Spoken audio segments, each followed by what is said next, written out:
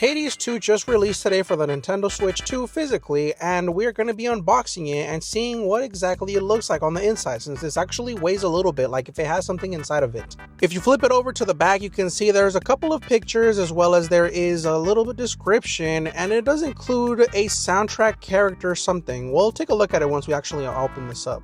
But for those of you wondering, this is essentially what it looks like on the side from the spine. Personally, I really like the color choice here, but if we look at the front, you can actually see that this says that it has the Nintendo Switch game and it also includes a Nintendo Switch 2 upgrade. So what does that mean exactly? Well, let's go ahead and open this up and see what's inside. I've personally never played the first Hades game, so I'm gonna see if it's even possible to start on the second one. So the moment I opened this thing up, the first thing I saw was this soundtrack code, and it was just visible to the camera, so of course I had to cut a little bit forward.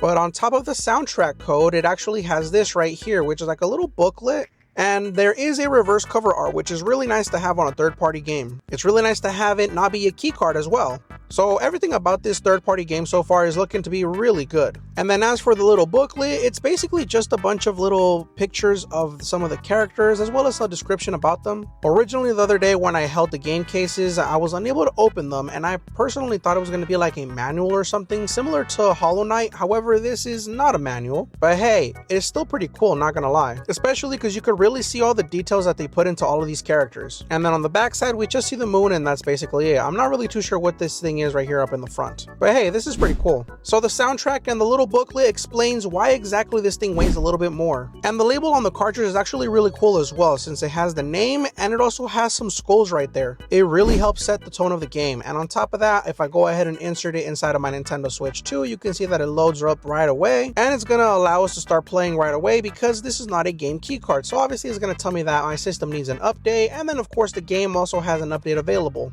But we can go ahead and skip over that, and then yeah, the whole loading process did end up taking around 10 seconds or so, which isn't too bad. But then after that, I was able to start playing without having to download anything. So I'm not really too sure what the day one update is, but obviously it's not really necessary to start playing. The menu overall seems pretty simple, and of course it says cross saves. I'm not really too sure what that means, but I'm gonna have to play around with it, I guess. And yes, for those of you wondering, this is a Nintendo Switch 2 game. However, here I have my Nintendo Switch OLED, and it will indeed boot up on my original Switch. I made a whole video explaining the Switch 2 games that are compatible with the original Nintendo Switch hardware. So if you're interested in that video, make sure to go watch it. But it did end up loading a lot slower on the original Switch. In this case here on my OLED, it ended up taking about 30 seconds for me to actually boot up into the game compared to the Switch 2, which was only about 10 seconds. Anyways, let me know if you're going to be getting this game in the comment section below, and make sure to follow for more gaming content.